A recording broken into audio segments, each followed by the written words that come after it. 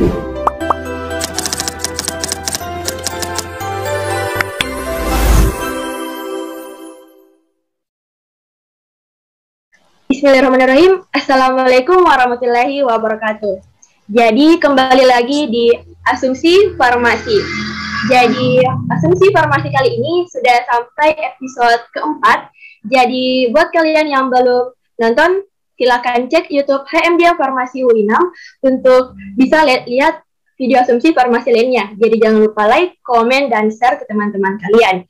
Jadi Asumsi Farmasi kali ini mengenai episode keempat membahas mengenai topik polemik vaksinasi COVID-19 di masyarakat. Jadi bersama saya sebagai host hari ini, Nur Faida Hamka, dan bersama narasumber yang luar biasa tentunya, yaitu Dr. Waode Anissa. Jadi for your information guys, narasumber kali ini merupakan salah satu dokter umum di RSUD Sayang Rakyat. Jadi narasumber kali ini merupakan narasumber yang luar biasa. Mungkin langsung saja saya sambut. Oke, halo Dokter Nisa. Ya, halo, Assalamualaikum warahmatullahi wabarakatuh, adik-adik semuanya. Oke, waalaikumsalam, Kak. Jadi hari ini, Kak, bagaimana kabarnya? Ya, alhamdulillah baik, Dek. Adik-adik semua juga baik-baik semua ya, jaga kesehatannya semua. Oke, siap, Dok. Jadi mungkin sekarang, Kak, lagi sibuk apa, Kak? Selain kerja di rumah sakit, mungkin ada kesibukan lain, Kak? Kalau saya sekarang ini kesibukannya di rumah sakit saja, jaga di UGD Rumah Sakit Umum Sayang Rakyat.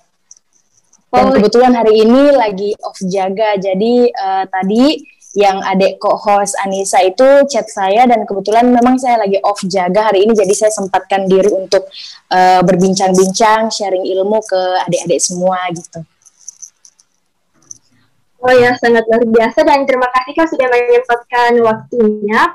Jadi sekarang itu Kak, semenjak tahun 2021, kalau kemarin Kak itu 2019-2020 lagi marak-maraknya bahas mengenai COVID. Kalau sekarang tahun 2021, sekarang lagi ramai pembahasan mengenai vaksin. Jadi bicara mengenai vaksin, Kak, tentunya ada yang pro, ada yang kontra tentunya. Jadi itu mengapa topik kali ini diangkat, karena sekarang vaksin lagi rame-rame ya Kak dibahas. Jadi berbicara mengenai vaksin Kak, mungkin saya langsung saja bertanya. Pertanyaan mendasar mengenai vaksin Kak, mungkin juga sebagian pemikiran masyarakat bertanya, sebenarnya apakah vaksin itu penting? Jadi sebagai seorang dokter, menurut dokter, mana yang lebih penting? Apakah vaksinnya kah, atau dokternya, atau obatnya maksud saya? Jadi mana yang penting?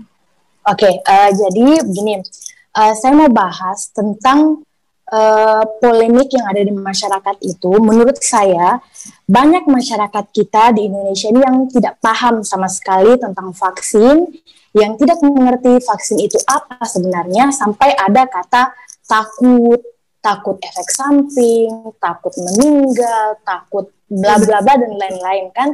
Sebenarnya pada dasarnya itu karena ketidaktahuan. Jadi kurangnya edukasi, padahal sebenarnya itu di Instagram sendiri, di YouTube sendiri, malah ada media-media nasional itu sebenarnya sudah gencar-gencar memberitahukan atau mengedukasi masyarakat tentang vaksin. Tapi feedback ke masyarakat lagi tuh kembali bilang menakut-nakuti, padahal itu sebenarnya edukasi untuk ke masyarakatnya. Nah, jadi di sini di kesempatan ini saya akan memberikan informasi sedikit mengenai vaksin itu sebenarnya apa. Sama ada juga itu waktu awal-awal vaksin ini mereka bertanya vaksin itu apa, imunisasi itu apa, sebenarnya apa bedanya. Nah, jadi program dari Kementerian Kesehatan itu terhadap vaksin ada motonya, yaitu tak kenal maka tak kebal. Nah, itu moto dari Kementerian Kesehatan, di mana tujuan atau background dari vaksin itu sendiri, yang pertama adalah vaksin itu melatih tubuh untuk kenal, lawan, dan kebal. Jadi ada 3, kenal, lawan, dan kebal. Jadi yang pertama, baiklah kita lanjut ke mengenal atau kita kenali. Sebenarnya vaksin itu apa sih? Jadi yang perlu kita garis bawahi, vaksin itu adalah produk yang di dalamnya itu ada antigen atau bagian tubuh atau materi genetik dari dari virus COVID-19. Nah, kita kan sekarang bahas tentang virus COVID-19 kan. Begitu pula sama halnya dengan virus lainnya, misalnya virus BCG, virus polio, semua itu yang kalau misalnya ada farmasi lihat ada bentukannya kan, bentukannya itu bentukan vial. Nah, itu di dalamnya kita lihat cairan itu sebenarnya isinya adalah antigen. Nah, antigen artinya bagian tubuh dari virus. Nah, untuk COVID sendiri, isi dari vial atau produk yang kita lihat ada barangnya itu, isinya ada macam-macam. Ada isinya inactivated virus. Inactivated virus itu artinya virus yang mati, bukan dilemahkan. Nah, inactivated virus itu contohnya adalah Sinovac. Produknya nama mereknya itu Sinovac yang dari China dan Sinovac Biofarma yang di Indonesia.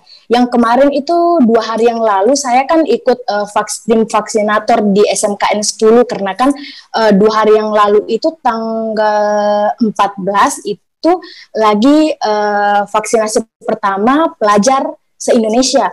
Nah, jadi mereknya yang dipakai kemarin itu adalah Biofarma. Jadi Sinovac Biofarma dari Indonesia, pengembangan di Indonesia. Nah, jadi kembali lagi di vaksin itu isinya ada bermacam-macam yang tadi saya bilang inactivated virus atau virus yang mati atau tidak aktif sama sekali itu di Sinovac, kemudian ada materi genetik, contohnya itu materi genetik Moderna sama Pfizer. Jadi itu dalam vaksin atau dalam produk isinya itu antigen bisa inaktivasi virus, kemudian bisa intinya materi genetik, contohnya untuk materi genetik adalah Moderna dan Pfizer, sementara yang inactivated virus itu contohnya adalah Sinovac. Nah, oke, Sinovac dari China dan Sinovac dari Indonesia yang itu dikembangkan oleh PT Bio Farma. Oke, kita lanjut. Kemudian lanjut, apa sih imunisasi? Nah, adik-adik mungkin atau teman-teman semua masih awam dan kata imunisasi. Ada namanya imunisasi aktif dan imunisasi pasif. Tadi kan yang pertama saya bahas tentang vaksin, vaksin produk. Di kepala kita vaksin itu produk barang. Ada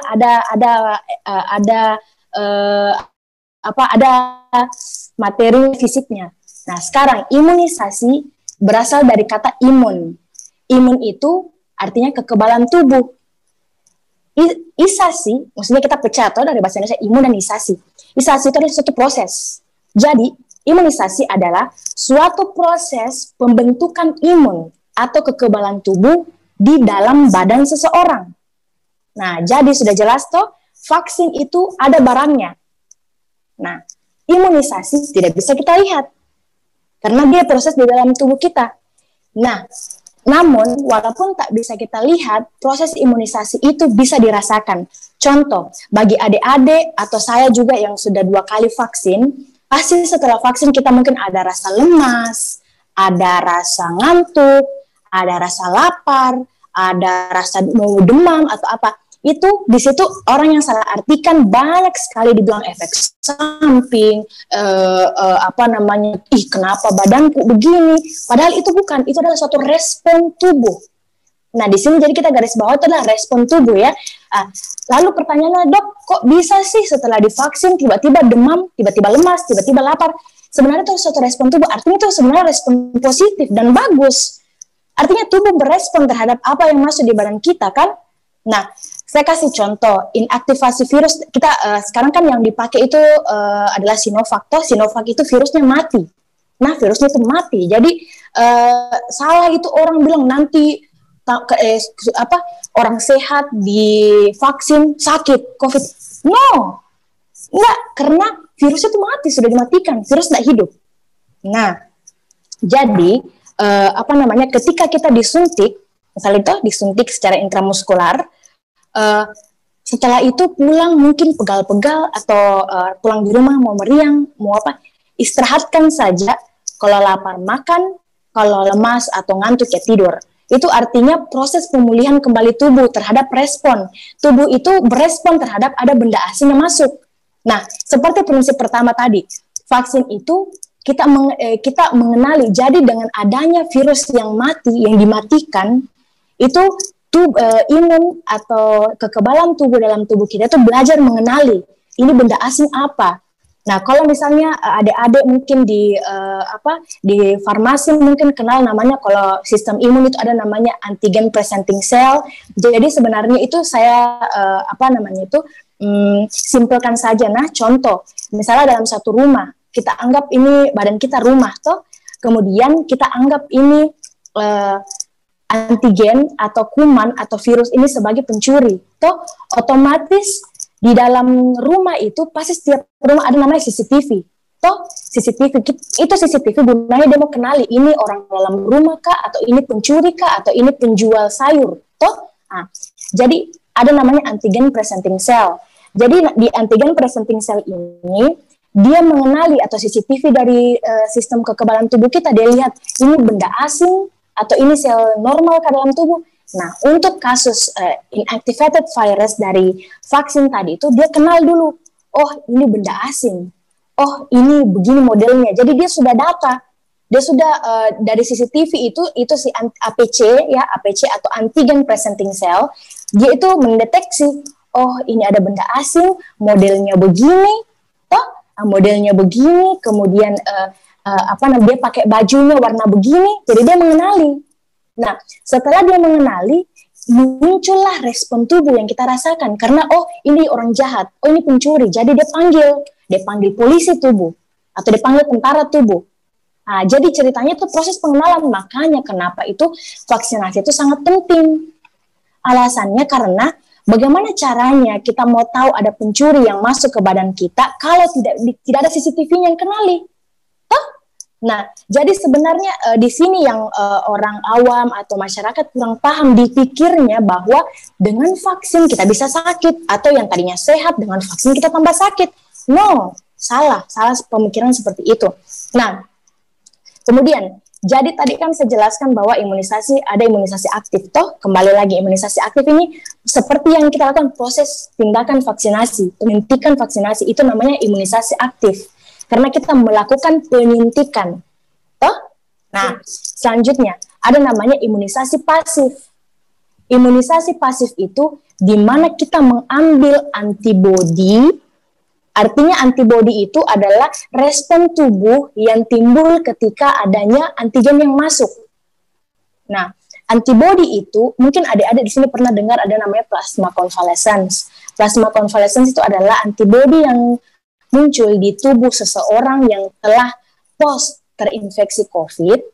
Jadi itu mungkin di Instagram, di Facebook, di Twitter, dimanapun pasti ada dibilang dibutuhkan plasma convalescence dengan donor darah, resus positif dengan syarat tidak pernah hamil, kemudian tidak menyusui, dan bla bla bla syaratnya. Sebenarnya apa itu plasma convalescence? Itu plasma convalescence adalah antibodinya orang.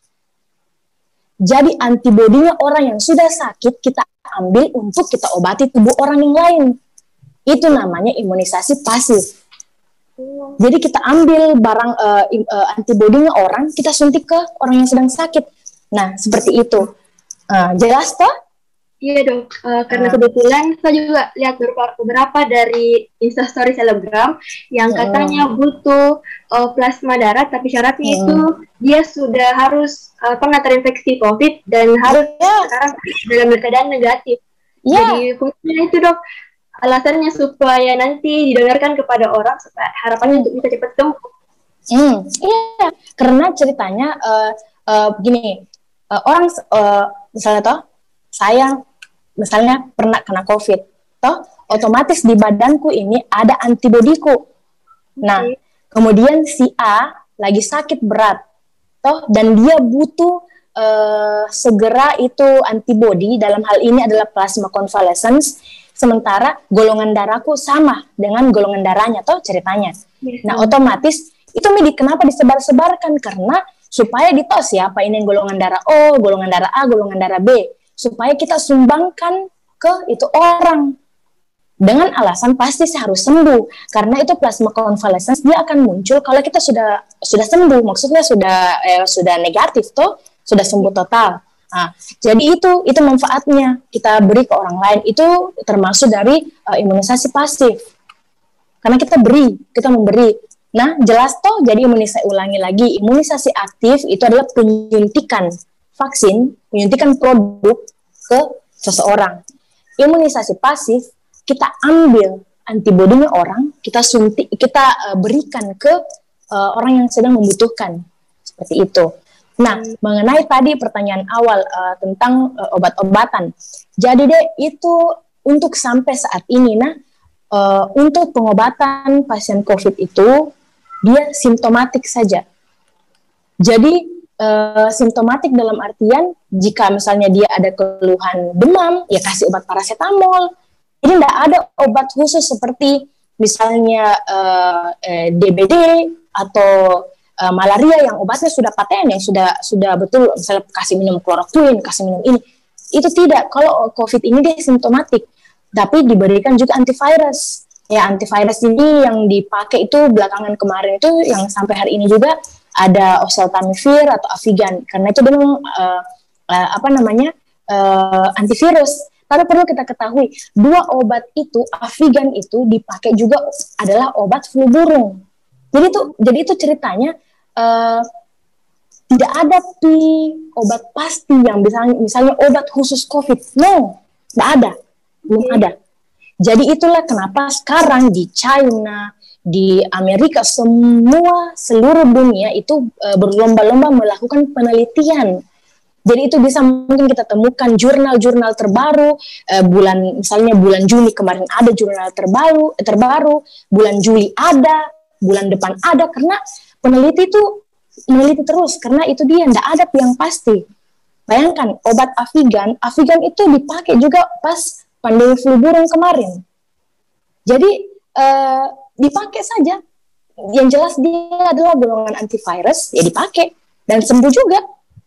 Jadi obat-obatnya itu ada antivirus, ada yang simptomatik sakit kepala ya kasih obat paracetamol, kalau misalnya batuk kasih obat batuk, kemudian kasih vitamin C. Itu tujuannya satu adalah untuk meningkatkan imunitas. Jadi sembarang nih kita dengar orang bilang ada minum madu, minum apa, itu satu gitu tujuannya, bukan untuk menangkal COVID, tapi untuk meningkatkan imunitas kita. Karena tidak ada yang pasti, belum ada. Jadi salah itu kalau ada obat yang bilang obat COVID atau ada tuh desinfektan bilang ampuh membunuh virus COVID. No, tidak ada, belum ada yang pasti. Itu cuma marketing, S3 marketing, gitu. Aku juga kemarin di beberapa di Instagram itu katanya ada semacam kartu untuk penangkal COVID katanya, Dok. Logikanya di mana? Logikanya di mana coba? Dan sekarang itu juga malahan banyak artis yang gunakan kartu semacam kartu yang dikalungkan di leher itu. Jadi dia katanya bilang untuk mencegah COVID, katanya sih, Dok. Oke. Gini kenapa zaman sekarang orang Indonesia gampang dibodoh-bodohi? Alasannya satu, kurang pengetahuan. Padahal Google terbuka lebar, Instagram, YouTube, Twitter, Facebook, banyak sekali akun-akun yang terpercaya. Contohnya satu itu yang saya follow itu adalah Pandemic Talks. Itu Pandemic Talks tuh dia betul-betul edukasi masyarakat, tapi saya lihat kayaknya sedikit orang gitu. Dan satu penyakit orang Indonesia itu kurang membaca. Jadi dia tuh cuma mau membaca, tapi saya nggak tahu kalau mau mendengar mungkin mau aja mendengar, tapi kalau mau membaca tuh malas-malas. Ya, logikanya begini. Panjang-panjang. Apalagi yang panjang-panjang. Saya tuh di Instagramku sendiri suka Kak bagi-bagi share info, dan saya nggak tahu apakah ini orang yang follow saya baca atau tidak. Yang jelas kita bagi saja, kita edukasi. Nah, kembali lagi ke kalung itu toh, gini. Sekarang saya tanya, itu COVID masuk di kalau misalnya gini, sumber masuknya COVID itu di mana? saluran pernapasan salah satunya, Dok. Saluran napas. Terus ada tiga tuh, mata, hidung, mulut. Iya. 3. Itu kalung di mana? Di lehernya, Dok, katanya. Di mana masuk? Itu, Dok. Jadi kemarin juga malahan sempat artis pakai. Jadi kalau misalnya kan artis pakai langsung viral kok, Kak, Dok. Jadi katanya bilang artis ini pakai kalung katanya untuk mencegah COVID. Jadi langsung katanya, Dok, langsung itu S3 marketing saja, ndak ada kartu apa yang kalung begitu, ndak ada. Sebenarnya kalian tuh cukup pakai, ada itu sekarang 5M. Yang pertama pakai masker, cuci tangan, kemudian jaga jarak, hindari kerumunan, kurangi mobilitas, itu saja.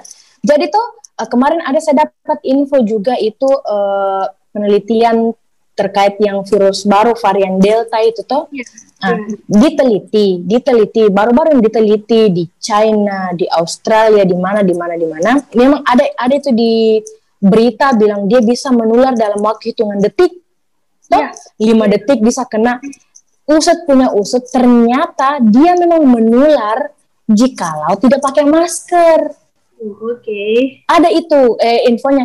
Jadi ceritanya itu masker ini proteksi paling dasar begitu ya. Jadi ceritanya itu dia sudah kayak, kalau misalnya kita orang Islam, perempuan sudah kayak jilbab itu, maksudnya kalau kau lepas, biarpun tidak harus 5 detik, pokoknya 1 detik saja, pasti itu kena karena masker. Dan itu juga lucu, orang pakai masker tuh biasa hidungnya tidak ditutup, cuma mulutnya, padahal ini mata sama hidung di situ masuk. Iya sih, Dok. Biasanya ada di dagu, Dok. Jadi tuh iya, ada di dagu, bukan di dagu di sini, ada lagi di sini. Jadi di jalan begini. Jadi yang paling tuh sekedar tips. Kalau saya pribadi tuh sama suamiku, kebetulan kan suamiku itu dia residen paru di Unhas.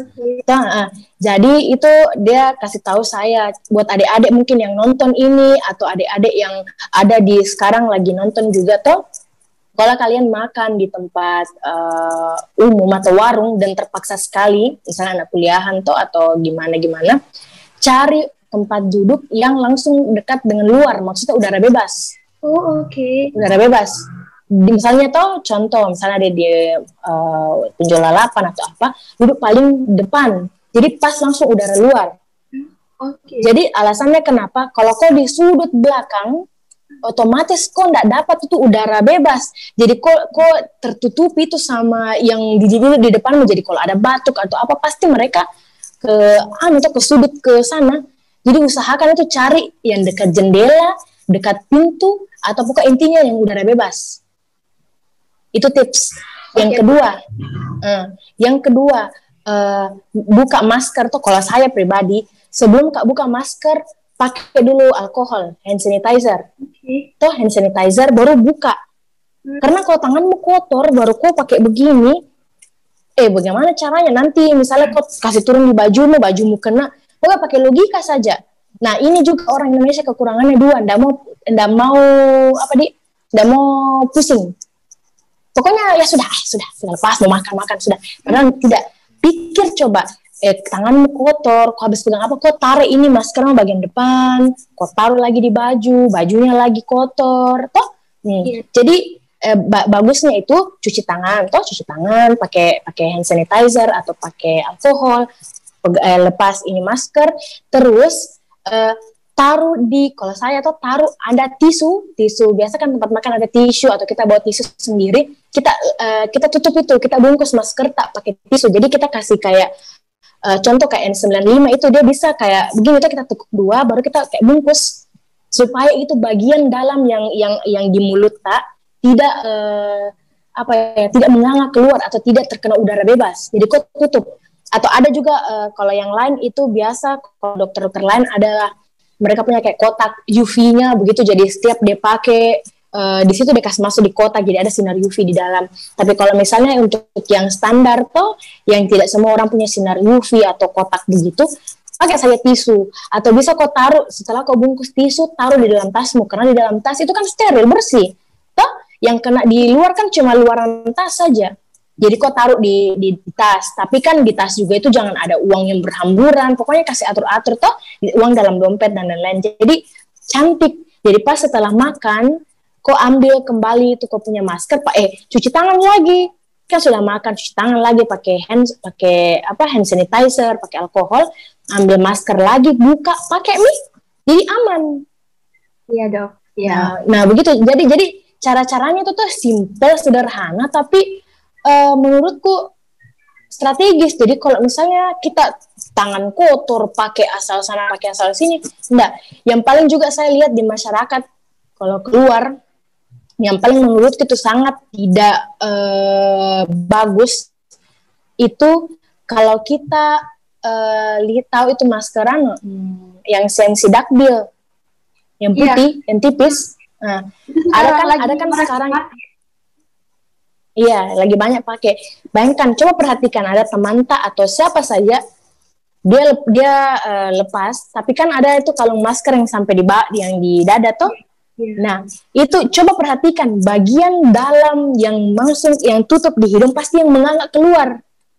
Iya sih. Coba perhatikan. Iya. Nah, toh pasti. Coba perhatikan. Jadi tuh percuma kau tutup, tapi itu barang yang menempel di hidung dan mulutmu, kau sudah kasih di udara bebas. Logikanya di mana? Tuh lucu. Sebenarnya ini tuh tidak perlu diajar, pikir-pikiran tak saja. Pikiran tak saja. Kalau kalian punya masker sensi yang kayak begitu saja. Ambil ambil tisu, kan bisa ditukuk dua tuh, ditutup begini tuh. Nah, terus bungkus dia pakai tisu. Nah, bungkus pakai tisu, baru taruh dalam tasmu, kan dalam tasmu tuh bersih.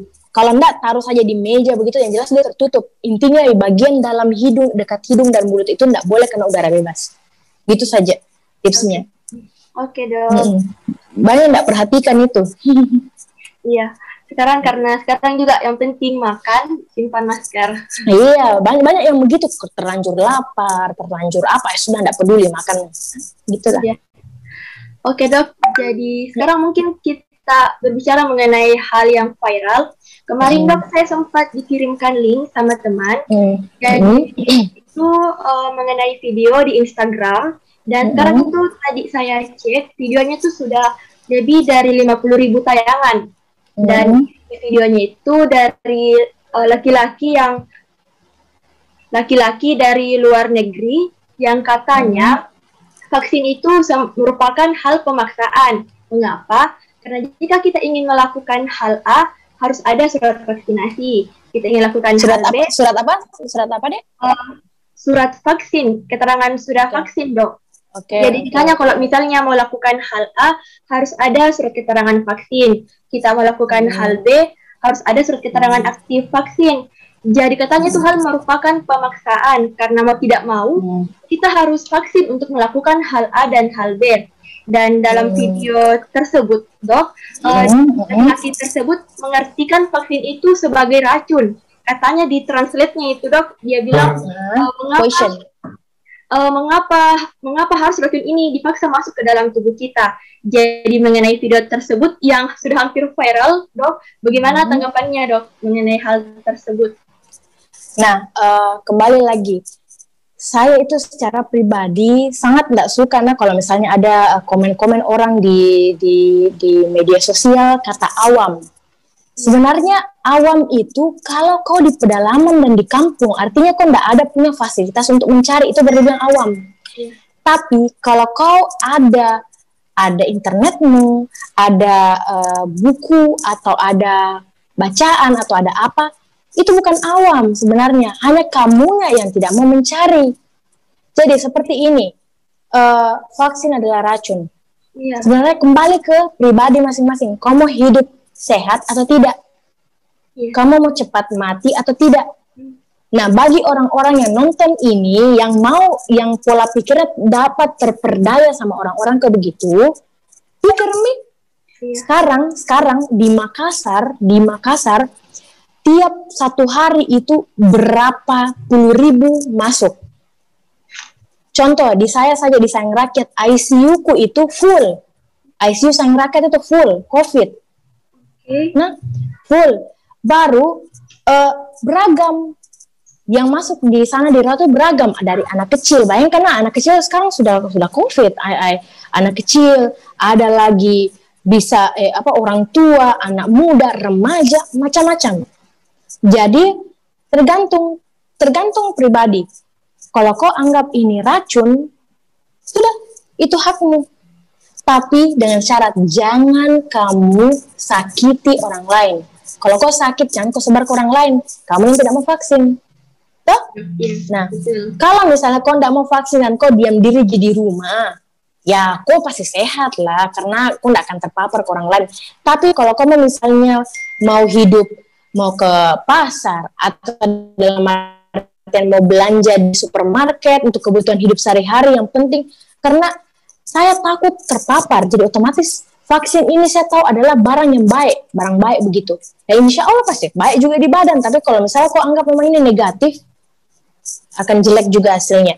Dan kemudian, kalau misalnya bagi orang-orang yang mudah terperdaya, ini pesanku yang mudah terperdaya oleh orang yang bukan ranahnya, bukan dokter, bukan tenaga medis yang merawat COVID, jangan dipercaya.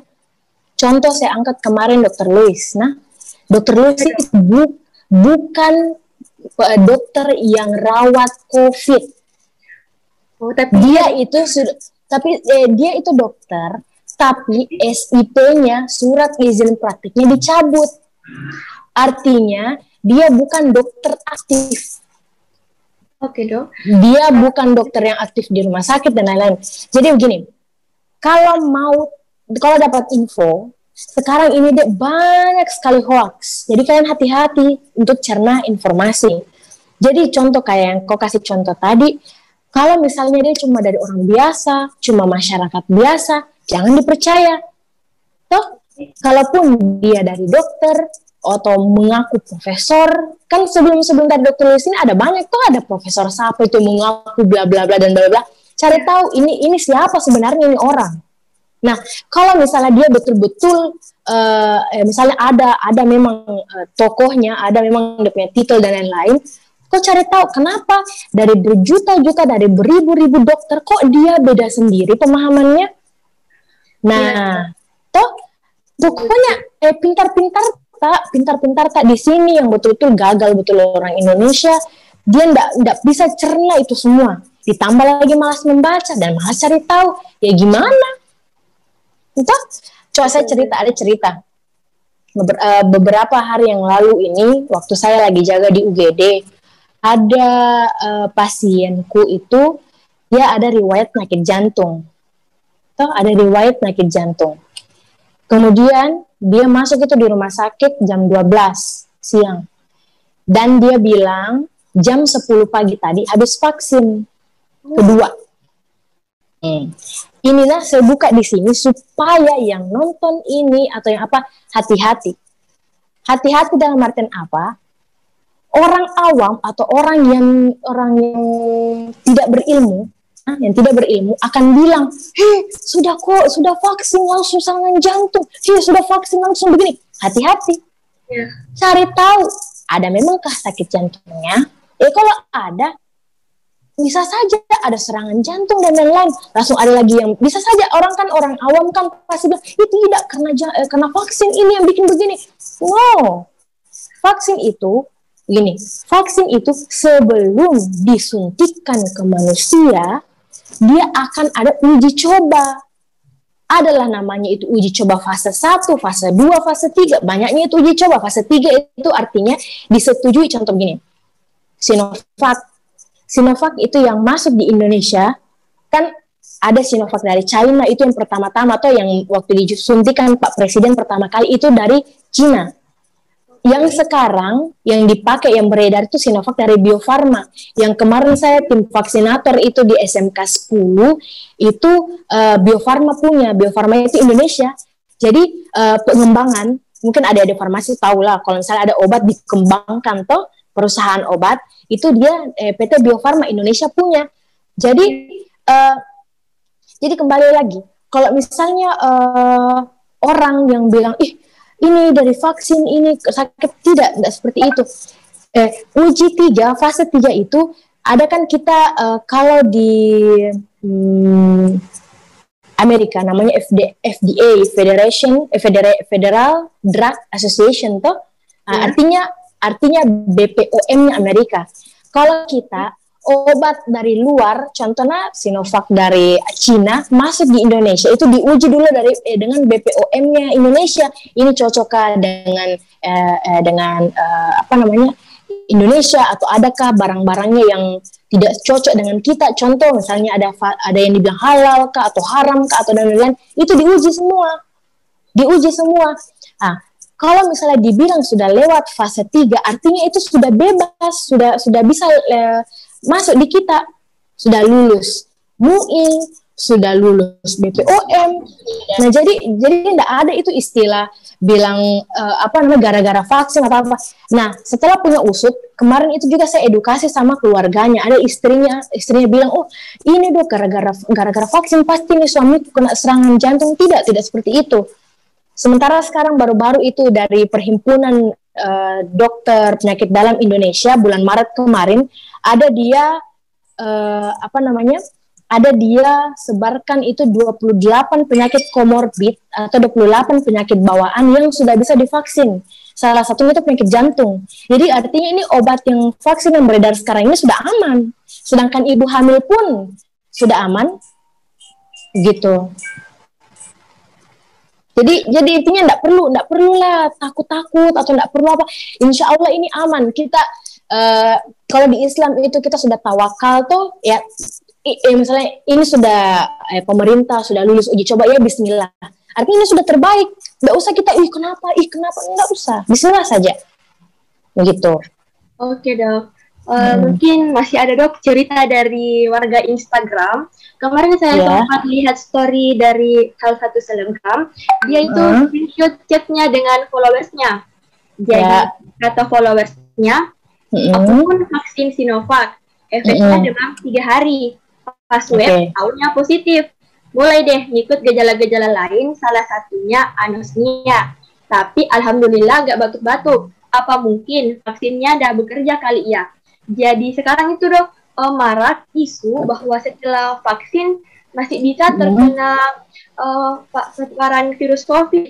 Jadi sebenarnya dok, fungsi vaksin itu seperti apa? Karena dari beberapa pemahaman masyarakat, dia mengatakan kalau sudah vaksin, bebas COVID karena tubuh sudah kebal.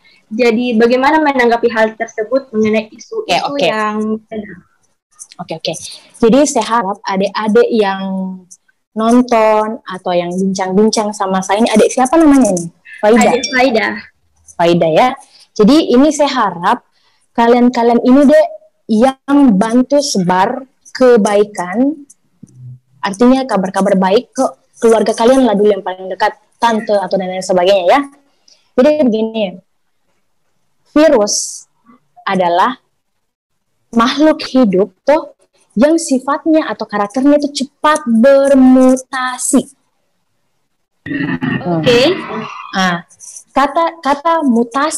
Kata mutasi di sini adalah kunci jantung pertanyaan dari adik tadi.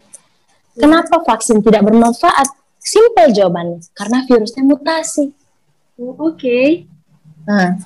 Gini, kenapa bisa muncul varian alfa, beta, delta, ada lagi lambda? Kok bisa? Ya iyalah mutasi. Jadi contoh di India, toh kemarin itu virus delta dari India. Nah, contohnya dulu dari Wuhan yang China yang pertama kali itu kita anggaplah virus COVID yang original lah, yang enggak ada nih lagi belum mutasi ceritanya. Pas di India karena itu yang di sungai itu yang viral juga tuh, yang di sungai lagi adakan hari raya. Bayangkan itu virus itu ada karakternya. Jadi itu begini. Pada dasarnya dia itu virus sebenarnya dia adalah self-limiting disease. Artinya virus itu bisa sembuh sendiri. Pada dasarnya, hakikat hidupnya itu virus, dia tuh self-limiting disease. Jadi dia itu hakikat hidupnya adalah sembuh sendiri. Contoh, flu biasa saja. Sebelum COVID, jauh sebelum COVID kita bicara. Virus biasa mau. Musim hujan toh sekarang. Batuk flu. Batuk flu. Orang tua tak pasti apa disuruh kan Ki? Tidur toh, istirahat. Makan. Toh, jangan dulu istirahatmu saja dulu, tidur. Ya apa? Karena makan dan istirahat itu sebelum minum obat, makan dan istirahat itu adalah basic untuk meningkatkan imun. Karena virus itu dia tidak ada obatnya, dia tuh dengan meningkatkan imun sembuh sendiri. Namun jika ada sakit kepala, kan biasa orang flu itu batuk, sakit kepala, sakit sekali, demam. Nah, muncullah minum obat yang bersifatnya kausatif atau bersifat kausal. Contohnya misal minum paracetamol. Paracetamol dia kan dia penurun panas. Toh, jadi itu saja obatnya. Sama dengan COVID ini. COVID ini dia sebenarnya pada hakikatnya ada self-limiting disease. Makanya kenapa kembali lagi ke awal, obatnya itu tidak ada dibilang obat COVID. Obatnya itu cuma untuk meningkatkan daya tahan tubuh saja. Ada yang dibilang minum madu lah, ada yang dibilang kalau ada keluarga kalian yang isolasi mandiri, tanya apa yang dia bikin, pasti dia tuh kayak leha-leha, tidur, makan, begitu aja, tidur, makan, happy, nonton, kayak liburan, karena kemarin itu saya lihat salah satu selebgram dari Makassar, dia terinfeksi COVID juga, dan saya lihat di Instastory-nya dia cuma update kesehariannya, jadi cuma hari pertama dia gejalanya begini tapi tidak terlalu parah, cuma kegiatannya cuma tidur saja atau iya, toh masuk di akal tak bahwa ini virus hakikat hidupnya self-limiting disease. Artinya sembuh sendiri. Jadi gunanya itu divaksin bukan obat COVID, bukan obatnya COVID, tapi bantu untuk boost kita punya imun supaya powernya. Kalau game itu pasti anak game tahu supaya tidak punya power makin level up, jadi naik gitu. Jadi itu gunanya. Jadi bukan ini salah pahamnya. Vaksin itu obat, mereka harap pun kalau sudah vaksin, saya tidak akan kena COVID lah. Salah, pola pikirnya sudah salah. Toh? Nah, coba bayangkan. Vaksin gunanya itu dia yang boost kita punya imun supaya levelnya naik. Toh, levelnya naik. Sementara sifatnya ini virus, selain dia self-limiting disease, dia juga hakikat hidupnya adalah gampang bermutasi. Ini beda itu virus sama bakteri. Nah, kalau bakteri itu sifatnya begitu-begitu saja. Dari zaman purba sampai zaman sekarang, sifat bakteri itu dua. Kalau kalian mungkin kalian belajar antibiotik, kalau anak farmasi pasti belajar antibiotik ini cocok untuk yang bakteri gram negatif, bakteri gram positif, toh? Iya, karena itu dari zaman purba sampai zaman sekarang, bakteri itu sifatnya cuma itu. Oke. Kalau virus dia sifatnya berubah-ubah, dia gampang asal misalnya suhu beda, dia punya cuaca beda, dia punya kelembapan beda, bisa mutasi, bisa mutasi tuh. Jadi kenapa ada dibilang virus mutasi dari COVID varian Eropa? Kok ada tuh varian Eropa itu beta atau apa saya lupa. Yang jelas delta itu dari India. Nah, kenapa ada dibilang varian Eropa, ada varian India? Ya artinya varian Eropa itu dia lingkungannya di Eropa. Eropa misalnya di udara dingin, udara apa. Jadi virus COVID yang original dari Wuhan itu yang pertama, ketika menyebar ke Eropa, dia akan bermutasi. Misalnya cuacanya dingin di sana, kelembapannya misalnya dia lembab atau apa, itu virus dia beradaptasi. Nah, jadi itu kenapa bisa banyak varian. kembali lagi, kenapa vaksin tidak bisa menghalau itu COVID? Ya karena bermutasi. Contoh, vaksin yang kita pakai sekarang misalnya yang inactivated virus tuh yang kembali tadi di awal, virus yang dimatikan. Virus yang dimatikan itu adalah virus original yang dari Wuhan. Yang memang virus pertama tidak akan mempan kalau kita dapat dengan virus Delta misalnya. Nah, tidak akan mempan karena sudah beda kode genetik. Nah, jadi atau misalnya kodenya misalnya B1 berapa tidak akan mempan karena sudah beda kode rantai DNA-nya lah. Kode gennya itu beda. Jadi makanya kenapa walaupun sudah divaksin kita tetap harus jalankan 5M yang tadi pakai masker, cuci tangan, hindari mobilitas, jaga jarak dan lain-lain. Jadi tetap pakai masker walaupun sudah divaksin, harus tetap. Gitu. Mungkin jelas toh? Jelas banget. Jadi itu mungkin pertanyaan terakhir dari saya. Tapi sebelumnya Dok, sebelum podcast ini kita kemarin itu sempat buka open question and answer di Instagram. Jadi followers dari HMJ Farmasi bisa bertanya mengenai topik kali ini. Mungkin saya wakili mereka Dok, tapi mungkin challenge-nya jawabannya ya atau tidak. Oh, challenge-nya ya atau tidak, enggak boleh ada alasan ya? Ya, jadi pertanyaannya, jawabannya itu singkat ya atau tidak. Jadi bisa ada kata bisa jadi begitu enggak? Oke, lanjut. Jadi langsung saja yang pertama, apakah vaksin penting? Ya atau tidak? Oke. Yang kedua, apakah boleh vaksin pertama diberikan jenis A, sedangkan vaksin kedua diberikan jenis B?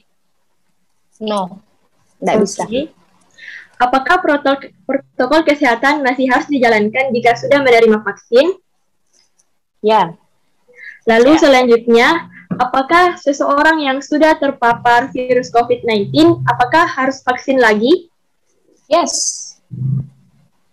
Selanjutnya pertanyaan terakhir, bagaimana dengan seseorang yang tidak tahu dirinya terkonfirmasi COVID-19, tetapi terlanjur divaksinasi? Apakah hal tersebut boleh atau tidak? Ya. Oke, jadi itu saja mengenai podcast kali ini. Bisa saya tambahkan tadi keterangannya itu yang poin 2, maksudnya bilang yang beda vaksin A, vaksin B, supaya sekalian supaya orang tahu. Nah, bisa. Jadi begini. Sekarang vaksin yang masuk di Indonesia ada berapa? Ada, mana saya lihat dulu. Vaksin yang ada di Indonesia itu sekarang ada Sinovac, ada Sinovac, ada dari Australia itu Aztec itu, AstraZeneca, Astra itu, Astra. Kemudian yang ketiga itu ada nanti untuk yang vaksin ketiganya itu nakes, ada Moderna toh. Nah, itu dalam vaksin, dalam produknya itu isinya itu beda. Makanya kenapa tadi saya bilang kalau misalnya sudah terlanjur A sama B itu beda, toh itu beda. Karena pada dasarnya begini, beda isinya. Kalau Sinovac, dia kan tadi saya bilang inaktivasi virusnya mati. Kalau ini Moderna sama Pfizer, itu bukan virus yang dimatikan, tapi isi genetiknya itu virus, mRNA-nya. Nah, kalau misalnya dibilang bisa A sama B dicampur, sebenarnya ini yang saya belum dapat jurnal resminya, karena sebenarnya ada yang bilang bisa digabung seperti ini yang kayak sekarang nanti dokter dapatkan nakes itu kemarin pakai Sinovac, kemudian mau ditambah sama Bio Farma, padahal isinya itu beda. Isinya itu beda. mRNA nanti. Kemarin padahal saya dapatnya adalah yang virus yang dimatikan, toh yang inaktivasi. Nah, di situnya saya juga ragu apakah bisa atau tidak. Tapi kalau saya lihat dari sudah divaksin, ada itu berita di RSCM di Jakarta katanya bisa, sudah ada dokter yang divaksin Moderna, artinya bisa itu kalau misalnya beda jenis. Oke, oke. Mungkin tujuannya supaya tambah dia kenali lagi, kayak begitu. Karena langsung kode genetiknya toh, kayak begitu. Oke, jadi mungkin masih ada ingin ditanyakan atau adik-adik yang lain, karena karena ini penting sih sebenarnya, karena mungkin ada adik-adik yang lain mau bertanya atau bagaimana, soalnya ini saya juga jujur di Makassar ini sudah tinggi sekali, banyak sekali. Hampir tiap hari itu sirine rujukan itu bunyi terus. Mungkin ada yang ingin bertanya atau apa, keluarganya atau apa toh, sebelum ditutup sekalian sharing di sini. Dari teman-teman mungkin ada? Iya, Dok. Kemarin juga sempat ada pertanyaan masuk. Pertanyaannya itu, kenapa seseorang yang memiliki penyakit hipertensi tidak dapat divaksinasi? Apakah hal tersebut benar? Oke. Begini, sebelum adik sudah divaksin? Kalau saya insya Allah bulan ini, Dok. Naik lagi di Makassar. Oh, kita di mana nih, Dek? Di kampung, Dok. Oke. Jadi begini, sebelum divaksin, mungkin ada teman-teman yang sudah vaksin di sini. Itu kita akan ditensi dulu, akan diukur suhu, dan akan ditanya-tanya. Ditanya-tanya itu screening namanya, di screening. Di screening di situ gunanya kita pilih yang mana ini yang bisa lanjut vaksin, yang mana ini yang bisa tidak usah keluar toh. Yeah. Salah satu yang jadi patokan itu adalah suhu. Kalau misalnya dia datang demam, ditanya sejak kapan demam, ada ciri-ciri kayak COVID kah, hilang penciuman kah, atau hilang rasa kah, atau apa. Kalau misalnya dia demam dan memang positif COVID, dia tidak divaksin saat itu. Tapi ada juga, soalnya begini Dena, posisi sekarang ini itu tadi penelitian itu selalu update terus, berubah-ubah. Ada yang bilang jangan normalkan dulu, atau misalnya dia tidak stabil. Adalah yang bilang sementara COVID itu bisa divaksin. Ada yang bilang gitu juga. Jadi banyak. Tapi yang jadi patokan itu suhu. Kalau misalnya kayak saya kemarin di tim vaksinator, kalau ada yang alhamdulillah tidak ada dia yang dapat demam, tapi bisa semua. Yang pertama suhu toh, yang kedua itu tekanan darah. Batasan itu tekanan darah yang tidak bisa divaksin adalah tekanan darah atau hipertensi yang tidak terkontrol. Yang bagaimana tidak terkontrol, Dok? Kuncinya itu ya tidak terkontrol, misalnya tekanan darahnya itu lebih dari 180 per 110, yang tinggi sekali. Ya hampir 200 lah. Itu tidak bisa. Kenapa alasannya? Selain vaksin pun, artinya itu tidak stabil ke badannya. Stabilkan dulu. Bukan karena alasan vaksin memperburuk atau apa, tidak sebenarnya. Artinya kita stabilkan karena orang setelah vaksin itu dia akan respon tubuh akan lemas, akan ngantuk, akan lapar, akan apa. Tapi kalau misalnya bayangkanlah dia sudah tekanan darahnya tinggi di vaksin, tiba-tiba ada kenapa-napa, orang akan bilang gara-gara vaksin ini. Padahal bukan. Toh, makanya itu kenapa di screening ini itu ketat sekali. Artinya ditanya-tanya betul. Apakah ada gejala, apakah dia ada asmanya, apakah dia ada penyakit jantungnya, apakah dia lagi hamil, banyak pertanyaannya. Jadi itu gunanya supaya kita minimalisir. Walaupun bayangkanlah sudah di screening seperti itu, masih ada saja yang fitnah bilang gara-gara begini, kena begini, gara-gara vaksin begini. Gitu. Oke, mungkin sudah tidak ada, Dok. Sudah oke juga yang lain. Jadi mungkin Dok, terakhir, mungkin ada yang ingin disampaikan untuk penonton sebelum menutup acara hari ini, apa ada, Dok? Yang saya ingin sampaikan ke penonton atau adik-adik semua itu tetap kalian perhatikan itu 5M toh, semua itu pakai masker, dan tadi tips-tips yang saya kasih juga toh mengenai pakai masker itu, tata caranya bagaimana, hindari kerumunan toh. Ini yang saya takuti ini nanti Lebaran Idul Adha. Kalian semua yang ada di sini, yang nanti kumpul sama keluarga, kalau perlu Nggak usah kau lepas maskermu. Pokoknya kalian lah jadi polisi di keluarga kalian masing-masing. Pokoknya ada kulit nggak pakai masker, pakai masker. Saya begitu di rumah sakit dimanapun saya lihat orang nggak pakai masker, pakai maskermu.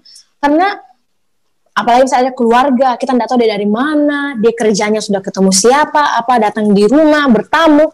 Nah paling banyak itu orang kena klaster keluarga. Saya tanya memang Ki, hati-hati klaster keluarga. Satu keluarga bisa kena. Ada itu di Sayang Rakyat kemarin, satu keluarga meninggal. Pokok ada bapaknya, ada mamanya, ada anaknya meninggal semua. Gara-gara itu. Intinya ini yang paling saya takuti wanti-wanti memang nanti Idul Adha ini hati-hati sekali. Pokoknya kalau perlu nggak usah terima tamu, tutup saja pintu. Biar dibilang silaturahmi, begini saja Zoom sama keluarga atau video call sama keluarga itu saja cukup. Karena kalau kalian terima tamu, kita nggak tahu orangnya ini dari mana, orangnya ini bagaimana anunya, nggak ditahu. Nah, terus yang pesan selanjutnya itu kasih tahu orang-orang sekitar kalau misalnya masih ada temukan yang masih, apalagi di kampung, di daerah yang masih apa itu COVID, apa itu begini, kasih tahu, bilang terserah nih kita mau percaya atau tidak. Yang jelas itu sudah banyak sekali orang meninggal karena COVID, mau Kika juga dirawat. Pokoknya deh banyak sekali. Itu di Jakarta kan ada yang bilang krisis oksigen atau apa. Alhamdulillah di Makassar enggak ada krisis oksigen atau apa. Tapi rumah sakit ini sudah mulai full, sudah banyak. Di UGD juga sudah banyak yang suspek COVID. Sudah ada gejala-gejala, ada yang macam-macam, ada yang tidak, yang hilang penciumannya, ada yang tidak bisa merasa makanan, macam-macam. Jadi kita juga itu di sana, kalau saya itu tidak terlalu dekat sama pasien karena saya juga takut tuh. Begitu biar saya sudah vaksin, saya juga masih takut lah. Sama apalagi tidak vaksin. Baru tidak pakai masker pula. Bagaimana itu? Jadi begitu, hati-hati. Itu juga pesanku, hati-hati nih di Idul Adha. Kalian semua kasih tau memang nih orang tua, kalau perlu nggak usah terima tamu sama sekali, nggak usah, hati-hati. Pokoknya itu saja saya pesanku deh, hati-hati kalian karena kalian yang bisa ini sama keluarga dan kalian itu termasuk garda terdepan karena kalian itu termasuk nakes, farmasi itu termasuk nakes juga. Mungkin semuanya insya Allah sehat-sehat toh. Lindungi keluarganya kalian juga dan suruh vaksin semua. Walaupun sudah vaksin tetap perhatikan 5M. Itu yang tadi. Oke, itu saja mungkin dari saya. Terima kasih Dok. Jadi mungkin kesimpulan yang dapat ditarik untuk podcast kali ini, mari kenali vaksin karena tak kenal maka tak kebal. Jadi saya ucapkan banyak terima kasih untuk pemateri hari ini yang luar biasa. Iya, amin. Terima kasih deh hadir di podcast kali ini. Iya, semoga bermanfaat. Amin. Terima kasih Kak. Ya. Jadi mungkin sampai sini saja podcast hari ini. Jadi buat kalian yang nonton jangan lupa like, komen dan share ke teman-teman kalian. Dan supaya penitia juga bisa semangat untuk upload video berikutnya. Oke, mungkin saya tutup. Sampai ketemu di podcast berikutnya. Assalamualaikum warahmatullahi wabarakatuh. Waalaikumsalam.